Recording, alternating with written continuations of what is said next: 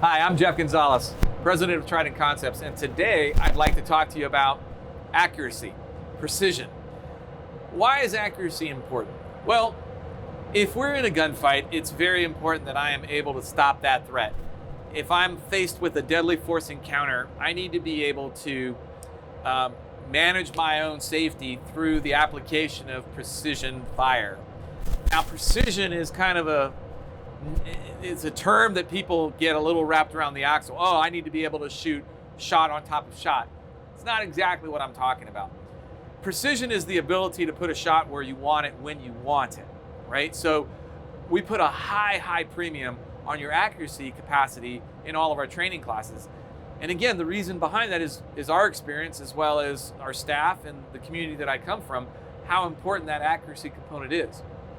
Now, there's a lot of discussions, a lot of debate, if you will, about how accurate is accurate enough. And that's why I don't get too wrapped around the axle with precision. What I tell people is that what I need you to do is I need you to be as accurate as the shot requires. So I need you to be able to meter both the accuracy requirement and the time requirement together. So when we're looking at our classes and we're looking at the standards that we hold in our classes, sometimes people are a little intimidated by that. I tell people not to be intimidated, because all this is doing is this is showing you what you are capable of doing and what your goal should be as far as where you want to be.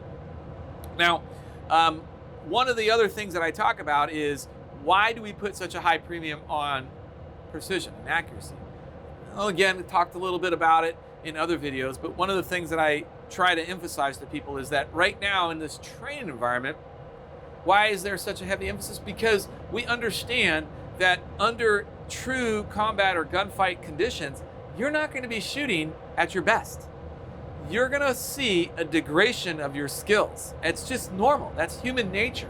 It's unrealistic to expect you to shoot as well as you do in a training environment under those conditions. Now, once we take that on board, now we need to start processing it and starting to come up with an idea. What's acceptable? So for us, we consider 50% degradation in your shooting skills to be acceptable. Now, that's for shooters that have developed good skills. What I mean by good skills is they have the skill, the accuracy skill to begin with. If you have that accuracy skill on demand to begin with, then the next thing that you should see is that degradation of skill to 50%. So when we're looking at targets that have an 8-inch target zone, what we're saying is that you're more than likely going to be shooting a 12-inch grouping under combat conditions. So if you can guarantee 8 inches under combat conditions, then we should see 12 inches under combat. And that's great, that's fine, that's all we need, because 12 inches on a man-sized target is still gonna get the job done. Now, there are sometimes the idea of taking shortcuts. If I were to accurize my pistol, I'm going to increase my accuracy capacity.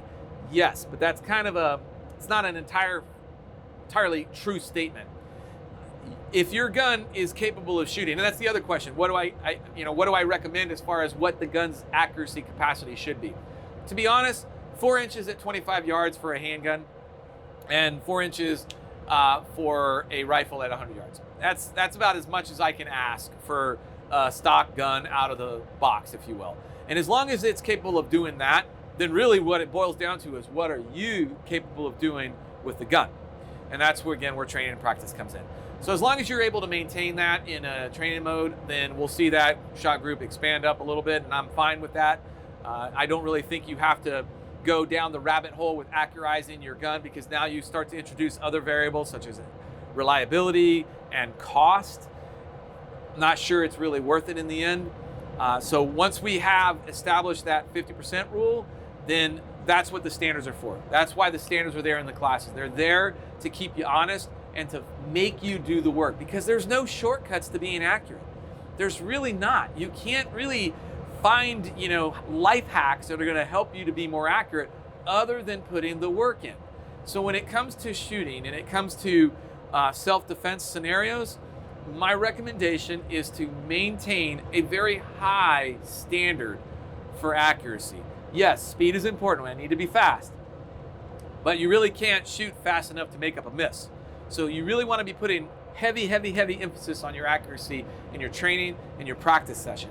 You need to also be selective when you go to training schools to make sure that those schools are going to be holding you accountable to standards, accuracy standards. There's not a lot out there. Unfortunately, it's a surprise, but there's really not a lot out there that are going to hold you accountable to those accuracy standards.